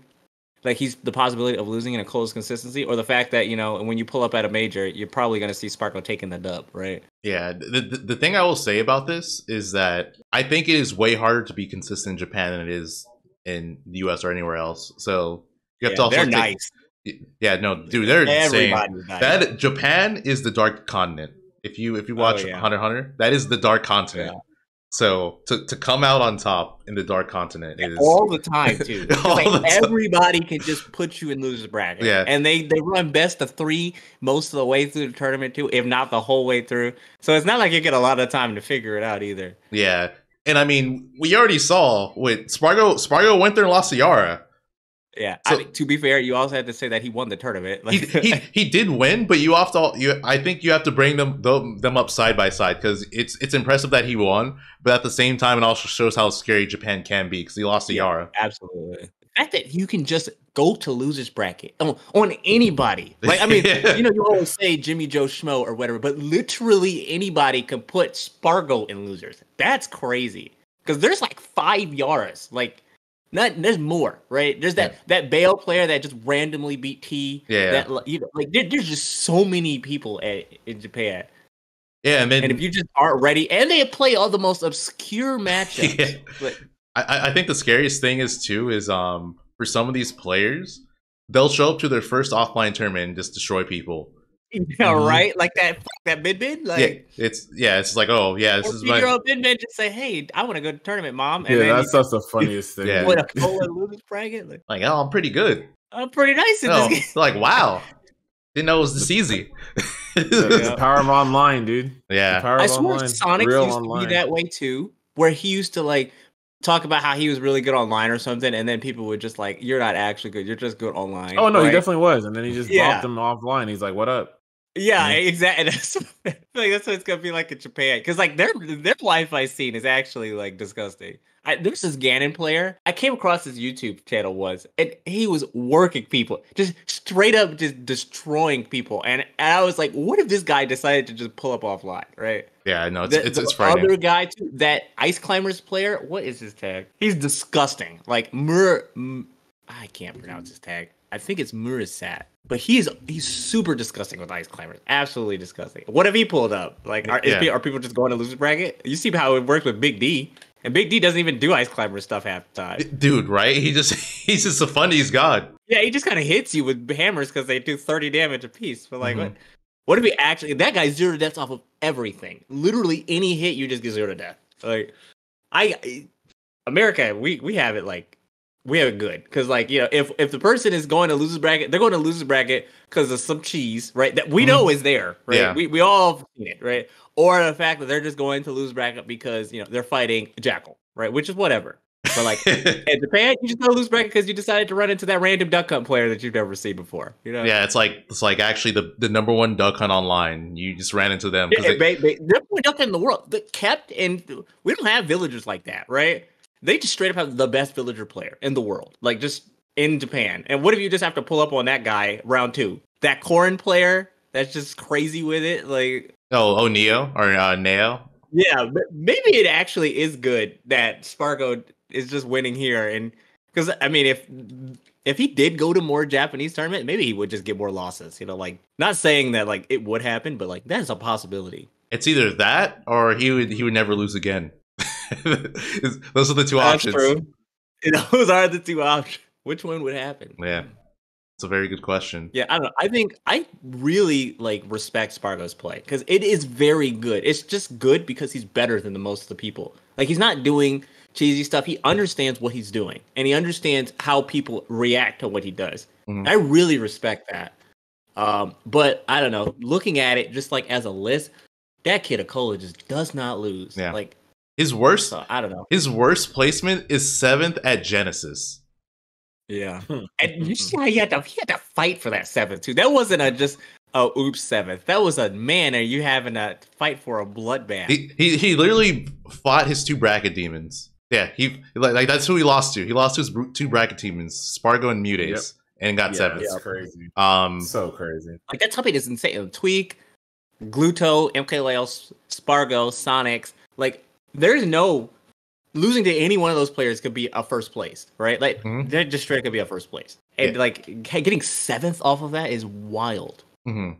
Yeah, no, he's crazy. And then after that, at least from the tournaments that this has listed, his lowest one's 3rd at Misuma, where he lost to Mia and Ken. Mia, who he's what 5-1 on or something like that, 3-1, 3-1, yeah, 3-1. Yeah, and Ken, who I don't know what is his record versus Ken. See, Ken is another person not on this list. Like that, like God. No, Ken he's 2-1 with Ken. Is he on this list? He's at the bottom. He's at the bottom half. Oh, you're right. Okay. So who he's positive on Ken, he's positive on Mia. Look, 5-0 on T. He's literally. You know how many people T can lose to? Yeah, like, no. That's crazy. I mean, T's got the power of Kazi on his side. I mean, but still, like you put T in losers bracket, and it's going on Twitter instantly, right? Yeah. If you're not literally one of 5 people, Mm-hmm. and you beat T, that's instantly going on Twitter. Yeah. No, T I agree. just walks through people, man. Yeah, literally destroys them, right? Mm-hmm. Yeah, no, legit. He only has he only has a losing record to Spargo and Mutace, and those are the 2 people who beat him at Genesis. So I'm still curious to how it would go. Jesus Christ! You know what's also crazy? You say losing record, but that's a 0% win rate. Like he has not beaten Spargo at all. Yeah. That's really. I don't want to say the word damning, but it's like it's a statement. Like you don't beat the person you're in contention with. He literally he like mops the floor with you. Yeah. Like the only time he's beaten Spargo was the first time they ever played, which was that Ludwig's Invitational.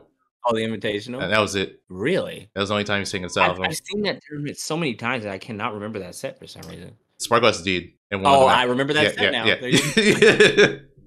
I suddenly remember that set. That's right. But that really says something. I don't know. That's why I like stuff like that. Like Leo, I mean, like people like, yeah, Leo ain't got it no more. Like, bro, I still think Leo is probably like, if you like had to measure put like skill in a meter, right? Like and just like measure everybody's skill level, like kind of like a Dragon Ball Z power level kind of thing.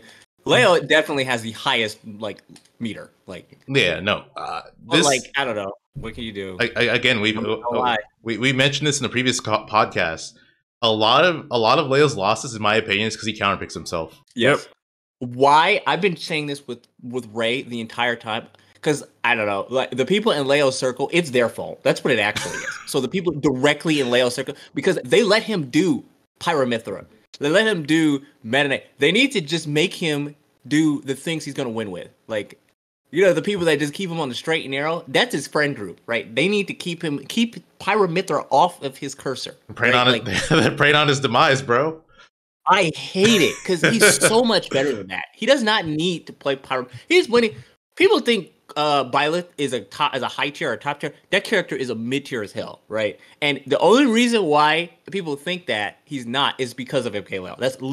That is how strong Leo is. Is he has people believing that character is a top tier or a high tier. That character is booty if you just don't interact with it, right? Leo should just stick with the stuff that he knows he's gonna. I mean, you know, this is a game at the end of the day, and if you want to play what you want to play, I understand that, but right.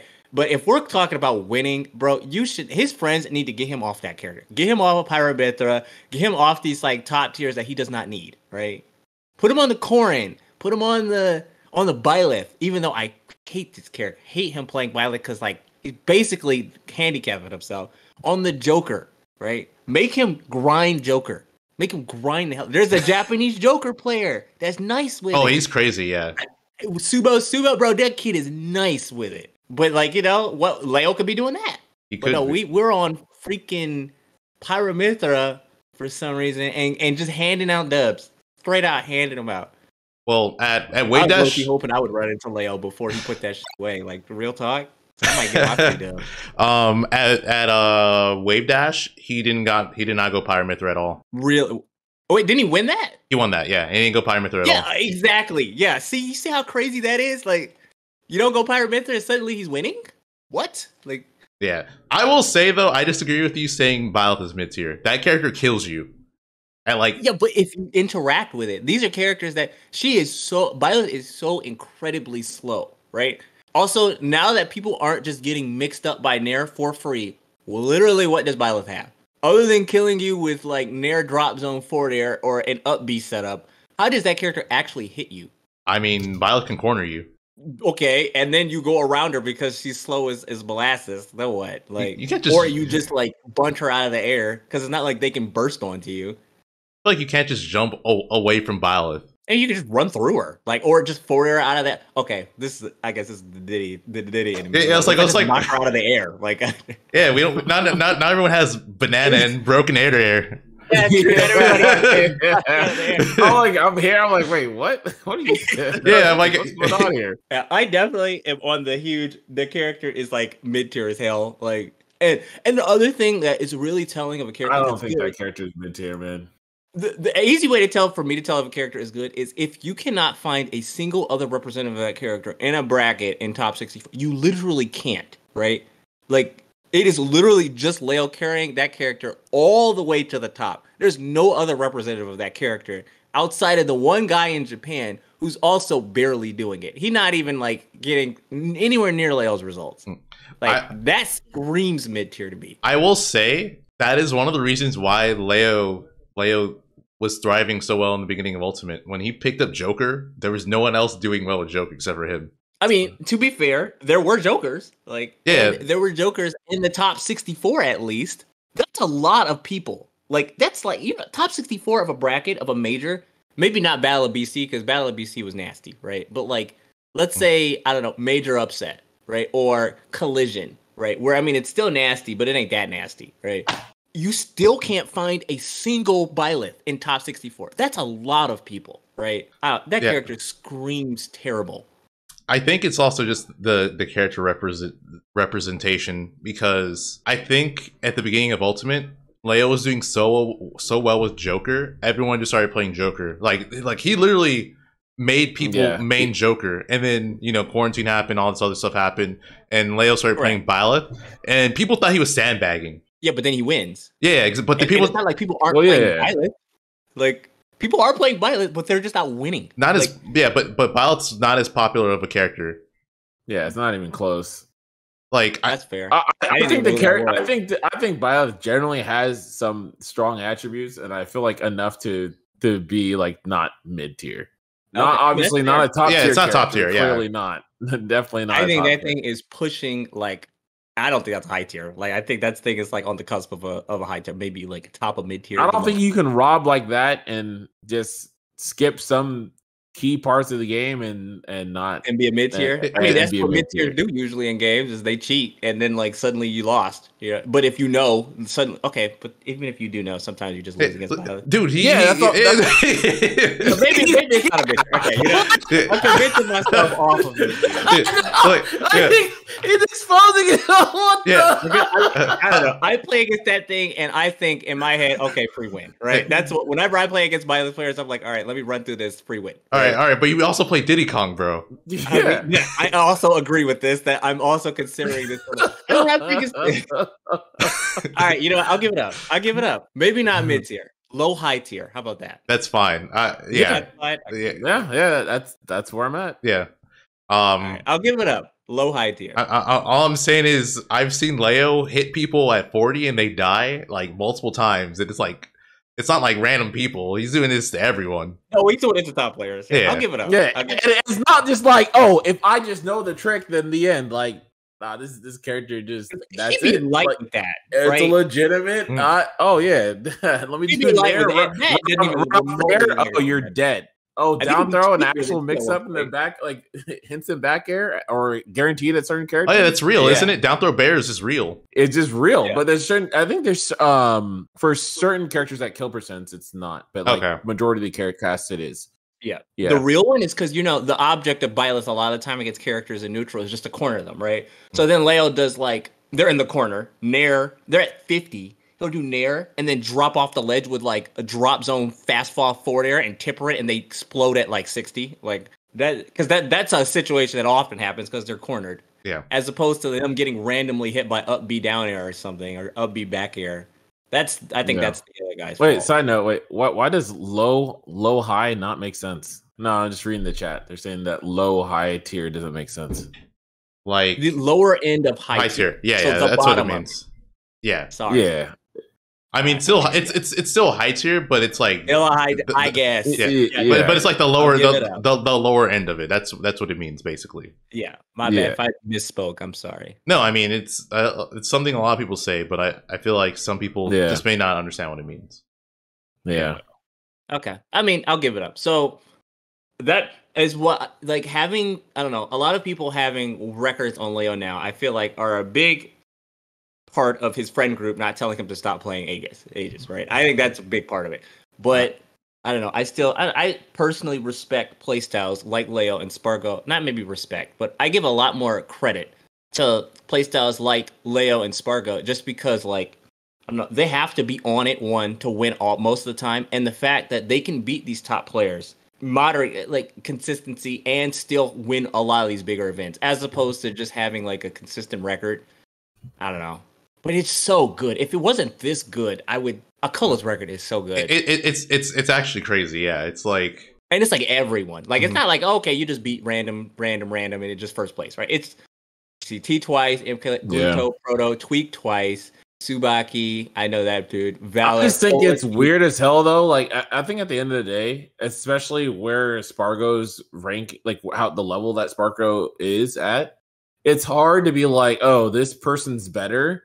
They just lose the second every time. Like second, third demon. It's worked by the other guys. Goofy. It is.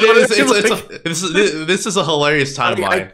This is a hilarious timeline. Like I can't. Like I think I weigh the head to head very, very heavily. And I think that he's done this enough consistent manners to be like, yes, it's very clear that he is. Like he just destroys him on that level, and it's like, yeah, I don't know. I feel like to me personally, Sparg0 is my number one from that.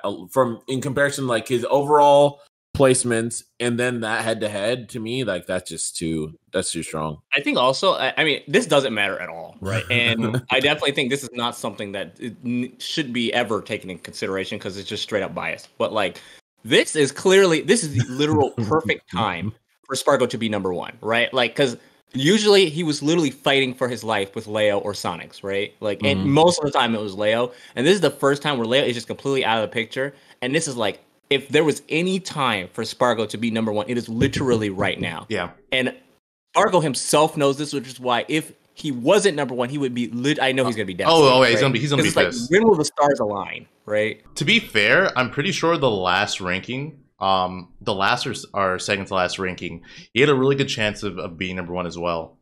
Because he had a really good record versus Leo. And I don't know if this is 100% true or not, but I remember hearing that one of the reasons why he didn't get the number one spot was that he went to a tournament and he lost to Leo where they both went secondaries. Oh, I remember that tournament. Yeah, it was in Mexico, I think. Yeah, right? it was in Mexico. Yeah. Yeah, I remember watching that. I was talking with Ray about that too, and I was like, I really hope this doesn't hurt his chances. And I guess I banned. That's kind of crazy. Yeah, because like I'm pretty sure if you were to go back to that season and look at like their records, Spargo had a really crazy good record within. Dang, man, Leo hustled him, dude. I they both He hustled his ass, dude. He probably said, "Hey, man, what's up, man? You know, hey, let's go secondaries, man. Amigo, dude. Get it without him. You know what up, man?" I've been there myself with Ryuga. Like we would like play at like our locals or something, and then like I would win winners or something. He was like, I bet you won't go a secretary burst or something like that. And, I'm not gonna back down. I'm like, okay, yeah, let's do it, right? And then I lose, and I'm tight, right? Like I'm like, bro, I could have, and it's like a 200-man tournament or something. I'm like, bro, I could have won this, but I can't back down now. Yep, gets fixed. Damn, Leo hustled him. Dude. Yeah, you just kind of gotta be tight. You're still young, bro. He's like, I just see it. I don't know. I definitely. Leo's just like, I taught you a lesson against Leo, right? Like that last season, his competition he's not in direct competition with the person that he's been fighting with all these years, right?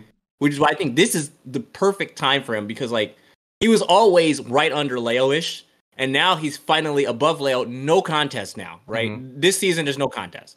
And he still might not get it. That I think is gonna it'd probably eat at. Yeah, if he did, that would suck. Well, and again, that would just suck to freaking. Oh, yeah, I guess I lost to the guy that I always beat. Oh, exactly. That's actually wild. That's actually wild to think about. Yeah. You're super tight now. So I'm pretty sure the season ends sometime this month. Like that's the cutoff for some reason. I'm so confused about it because I feel like it should just be semi-annually. So January through June, but for some reason it's not, which is weird. But okay, so is Gamo the last tournament then? I don't know if it's Gamo or not, but it's sometime in July. That's all I've heard. I think this is actually better for Acola because if he just keeps entering these alt ranked events, it's very likely he's gonna win, and he's just gonna continue to win. What can go wrong with him? Acola? The only thing that could go wrong is if he just loses his consistency because that's his thing, right? But like if he doesn't enter anymore, like it's up to Spark. What can Spargo do? Just win more? Yeah, just win more. I think. But then like I don't know, like he already is doing that. So like what? Because like say he doesn't lose and he wins Gamo, right? Another first place. What's the difference? But if he goes to Gamo and then loses to I don't know what's somebody that's possible, like Chag, right? Which is possible. He could lose to Chag. Yeah, it's possible. It's just worse for him, right? So the thing I'm looking at is the big difference between Acola and Spargo is that Spargo has he has the P tier, which I also want to make a side note. P tier is why are you doing this alt rank? Why are you putting P tier? Just put like what is a P tier? That's like the highest. It's supposed to be premier. It's the highest one. It's really stupid. Yeah. I was first looking at that, I'm like, did they what? Come on. I get it. We usually call them premieres, right? Like so those are like premiere. Okay. So like premiere event. But it's just I think that it's put like S plus or something. If you're gonna go through the idea of having A's and S and S plus and S plus, like why go and make a P tier? I think at that point you've already you've locked in Do the S++ or put S and an S+ and leave it that way. Yeah. This A, S++, S++, and P tier. Come on, that's ridiculous. Yeah, it's too much. But basically, what I was gonna say is that outside of the P tier tournaments, Sparg0 hasn't won anything higher than A. And whereas Acola, he hasn't won any premier tiers, but he's won everything else, and he's gotten second at both premiers to Sparg0. That's kind of weird to think about because like premieres are like the cream of cream, right? Cream of crop, right? Like, Yeah. so like you can win those, but you can't win low. I don't know. Yeah, like literally, Okay. Acola hasn't won a single premier. That's the biggest. That's his biggest issue. Like he hasn't won the peak ranked events, but he's won everything else. Everyone's there at the big games, like, which is crazy though, because it's like he would just win it, but Sparg0's there. Yeah, it's like literally Sparg0's the only one stopping him. He's the only one stopping him from complete domination. Yeah, that's interesting. I don't know. I'm curious at how, because it's basically paneled, right? Like it's a panel of what they value. Is it Acola's consistency or whatever? That's basically what's gonna come down to. What do they value more? Yeah. Yeah. So he lost a tweak. Yeah, he lost a tweak for Let's Make Big Moves. He lost to Sky J Twice. Yeah. twice. That's crazy. I don't know. That set was like people that play, you know, when you play a set with your roommate, like the best of 5. Like that's what that looked like. Like they were just doing crazy stuff. Yeah, and then what? And then the other S. Crown Jackal Leo. Yeah. Yeah. To be fair though, they're like it. I mean, he went to what? He went to 3. For 9th. Jackal Leo for 9th place. Insane. He went to 3 premiers. S tiers. Oh, no S tiers. Yeah, versus like how many did Acola's Acola that's the other thing. Acola's just been going to bigger events, but it's this weird thing because Japan just has more stacked events. That's another thing. Yeah, go ahead. I was gonna say, like, I think no matter what, there's going to be like just a shitstorm where no matter who gets first. Because if Acola gets number 1, you're gonna have people complaining about just this ranking is too Japanese catered. But like, what are you supposed to do? Because Japan has really good characters. Like, it is obviously the strongest country. Like, that's no question. And then if Sparg0's becomes ranked number 1, you're gonna have people complaining about he's not consistent, etc., etc. He has like some bad lows. He has 13th at an A+ event, 9th at a S tier. Acola literally hasn't placed below 7th, and his 7th is at a P tier event. And then aside that, it's like everything else he just wins essentially. Yeah, man, I do see that, but I don't know. I think what would be interesting is like 3rd place. How close are they to Sparg0? I think 3rd is Tweak. Right. So like, or actually, how close? It might be Mia now, honestly. Oh, true. Yeah. So like, I'm just really curious, and the reason why I'm saying that is because I just feel like, again, going back to what we talked about earlier on, in my head, if someone would be number 2 with or without beating you, and they are up in head to head, I feel like they have to be number 1, and unless they wouldn't be number 2 in the first place. But I think at certain, I feel like if you're right next to each other and you lose that person that head to head, like that person has to be better than you. Do you get what I mean? I mean, like I said, this is what I was saying about valuing. Like, yeah, I kind of agree with that, but like, I don't know. That's why his record just looks too nice. That's it. Literally, that's a looks problem. Too clean. Like, I mean, it is nice, but like, dude, it's also like, I don't know, man.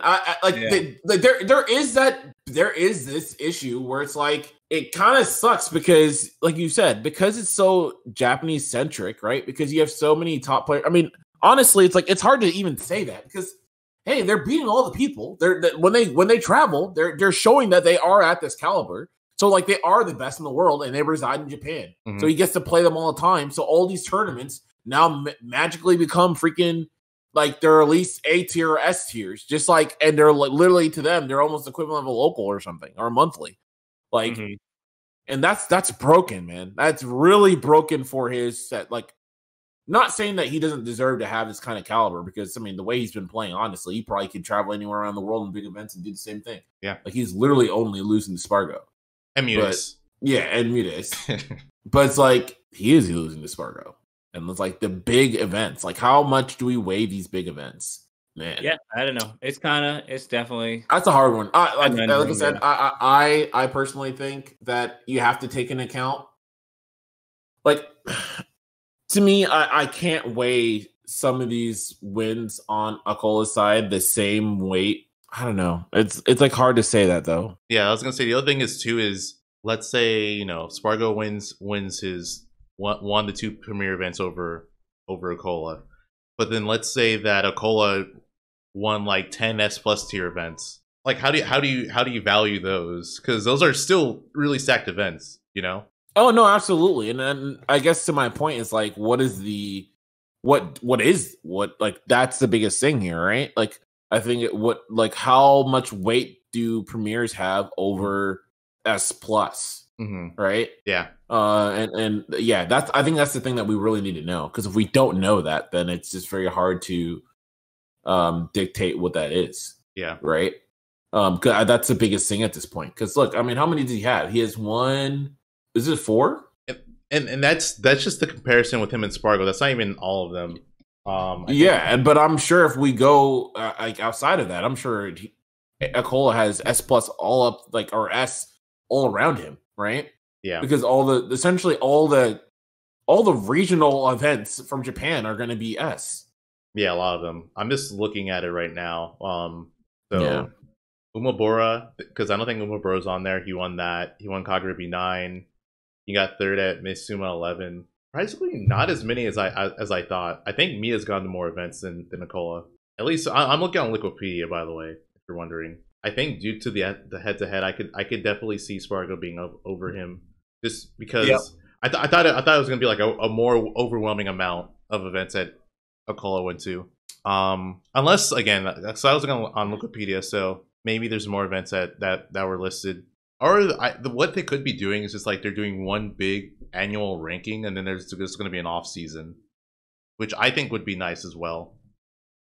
But then I think it would be weird to have the off season in August. Yeah, because that's when people would be traveling. Exactly. That's when people want to compete. The summer of Smash. You would want that included. So it's also it's just weird. I think there just needs to be like a more openly discussed ranking with like all the top players involved, where they can decide on a period. If someone's listening who is in charge of the rank, or just like any ranking, if you're going to do a ranking and you're going to do it annually, you need to include all of summer. It would just makes no sense not to include all of summer. We've been talking for a while. I think it might be good to end it here. You guys have any final thoughts you want to add? I'm definitely just curious to see how this ends up going. I'm curious. You should probably also like make like. Have you ever done like a poll, or you had to at this point, right? Like a poll of what everybody else thinks, just for engagements or whatever. At the end of the day, that's just what it's going to come down to. You can see what everybody else kind of thinks. Wait, is Acola going to Gommel? I mean, for me, if both of them are attending, I think it would be really interesting to. I mean, I think that would be a big factor. What if Acola beats Spargo this time?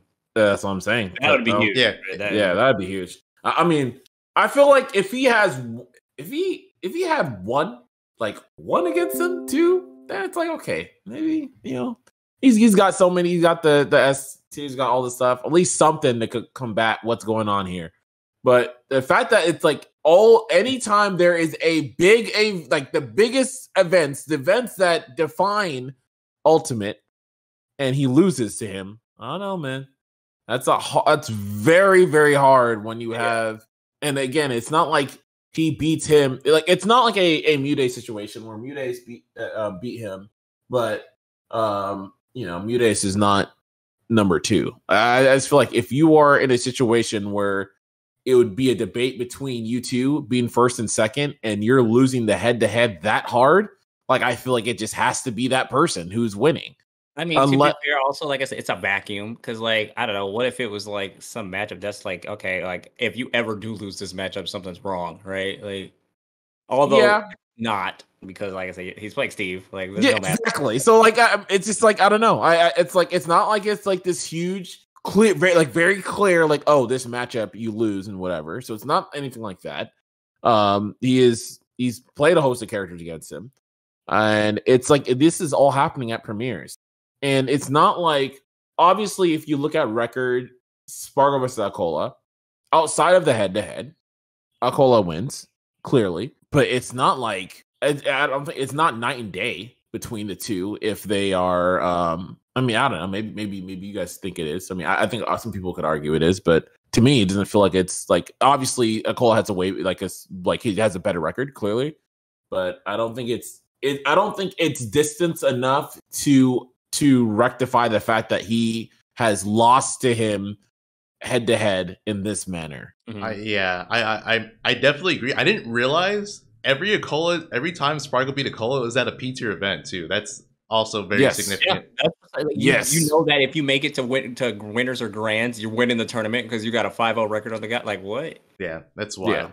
Like that's great. That's crazy. Yeah. That's insane. And it's not like oh well, like maybe like it's a really hard record and it's like one. You know, he's like 1-5. Like no, he just straight bopped every time. Mhm. And even watching it is like I know you can't account that, but the way these are happening too, it's OD. Like it is that this guy like people. It's crazy that people were out here being like, "Dang, that cola sucks." Like I was like, "Wait, Yeah. what?" Yeah. Huh? No, it's actually But those sets though, it kind of looked like he sucked. Like that's how good he was playing. It's OD. Like he just has his number. He has his number. I mean, obviously, Acola is an insane player and he doesn't suck. But he is like, oh man, Spargo will just not let that man breathe. Like it's crazy how he plays against him. It's like, dude, that's. I mean, you want to talk about consistency? There's his consistency, right? So, shit. true. I mean, all right, like so. Yeah, man, and he did it on his home turf. He went out there and did it in his home turf. Dude, he did it everywhere. He did it everywhere. He did in the, Don't matter the location. He did in the U.S. I am the constant. He did it in Canada. US, He did Canada, Japan. Wherever you need me, I'm there. I got this whooping. Like you gotta hold that, bro. Like I'm saying, unless there was like a like the gap was so significant, like freaking Spargo just wasn't winning like like at all, and he was beating him. Then it's like, all right, I see that, but dude, that dominant of a performance against him and the head to head, and it's like these guys are competing for like there's no one else in that discussion. It's between those two. Yeah, I think the other thing is too is that makes it more compelling for Spargo is that despite Acola having such a strong record, he hasn't actually entered as many events as I thought. Oh, Acola? Yeah, Acola. Yeah, he hasn't, right? Versus Spargo, right? I mean, Spargo also hasn't entered that many. I feel like they've entered roughly the same, but that's why it's a little bit more surprising. Yeah, but it's like it's roughly the same, but you also have to take like I just feel like this has to be taken into account. Dude, this guy literally is like going down the street for a freaking S plus.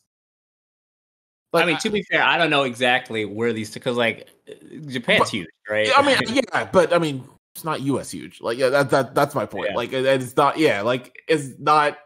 Yeah, it. I don't know, man. Does have to try I think that needs to be taken into account. I don't think that you completely detract it because at the end of the day, the players are there. The players are there, and they are deserving of being at the rank they are, right?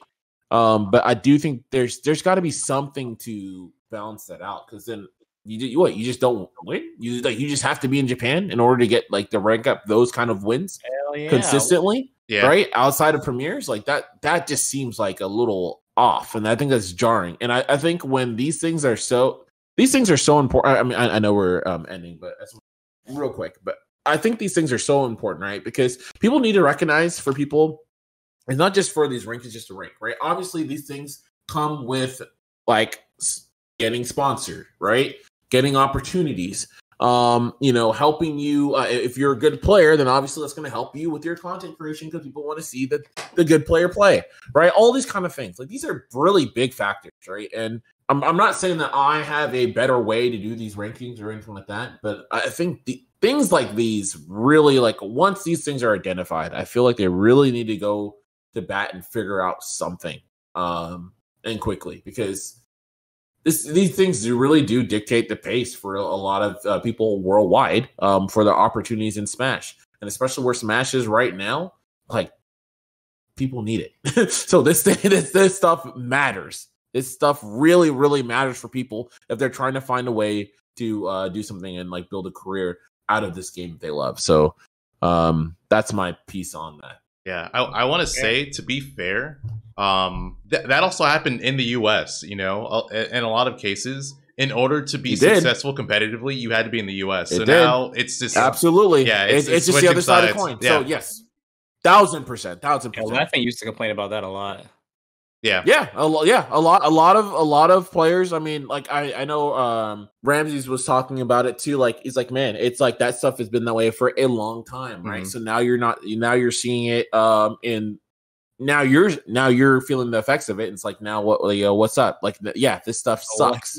It sucks, and I completely agree. Absolutely, But I've always, even back in the day, man, when stuff was happening, I always felt like, hey, there needs to be a better way because of this reason. Because I think that, I mean, again, that's why it sucked, because it's always been that way, and no one's found a way to circumvent this issue. Yeah. So I do hope there is, and it's not just because now it's happening on the Japanese side. I have a lot of love for a lot of players, like overseas, the Japanese scene. I have a lot of love for even Mexico. Like, we're talking about Mexico being better than US, right? I do think there is a world that the Mexican community could be, but again, they can't travel as much. There's a lot of people that just simply can't travel, right, from where they need to go, whatever their issues are. And we don't get to see that. And I think that Mexico, until recently with Leo and all the stuff like that, was a lot of times overlooked scene, even in Melee. Even for them that learning, finding out tech and learning things too, they just weren't seen, right? Because they weren't given visibility, because these things weren't accounted for. So I just think I've seen that happen all over, and I've always been one who's I want these scenes to be seen. I want them to be visible. And I want people's skill to be acknowledged. And I know that takes time. I know that's a very tall task, and it's not just solved through these rankings. But again, I think there's ways these things can be better, because that shouldn't be happening. And it's not just because of it happening right now, NA versus Japan, that all of a sudden I'm up in arms. I think this has been a long problem, and one thing I do hope, because unfortunately it is a true thing, people still think of Smash as very US centric, and obviously for US being the top esports country in the world, that's just going to happen. But so I hope that now that they can see this happening from the other side, it empowers people to make changes so that this doesn't happen regardless of the whatever country we're focused on. That's my hope from this. Yeah, I mean, I agree. I don't know how it's gonna work, but yeah. However the solution is found, I don't know. Yeah, however the solution's found, I just hope it's done pretty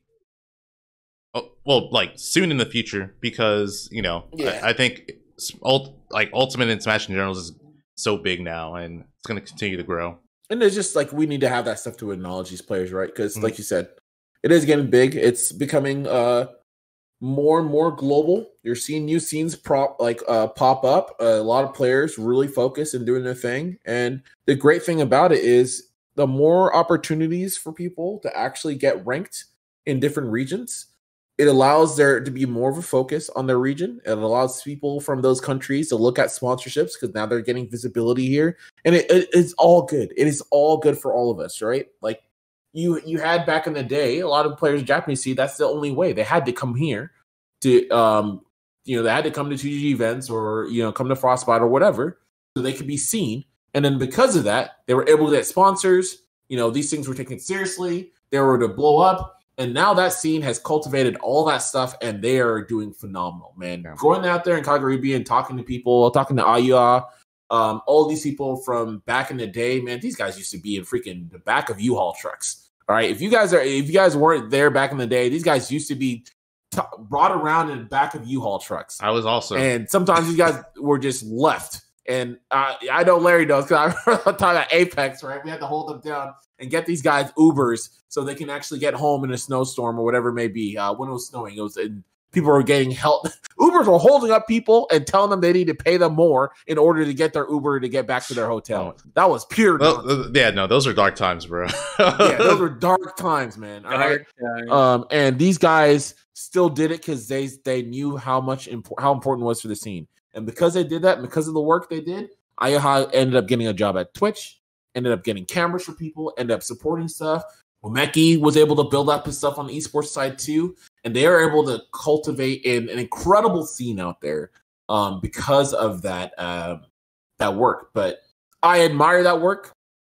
I don't think everyone needs that. We should be able to build a world that everyone doesn't need to be in the back of a U-Haul truck in order to make this life worthwhile out of esports. If we can prevent that, I think part of rectifying these ranks is for that. But I'm done. No more soapbox. Yeah. Zinoto, is there anything you want to add or say? No, I'm just curious how far this is going to go, because this is going to set the precedent for a lot of the future stuff. I'm just curious to see what's going to end up happening. Whoever is the panel does not have an easy decision to make, so we'll see what ends up happening.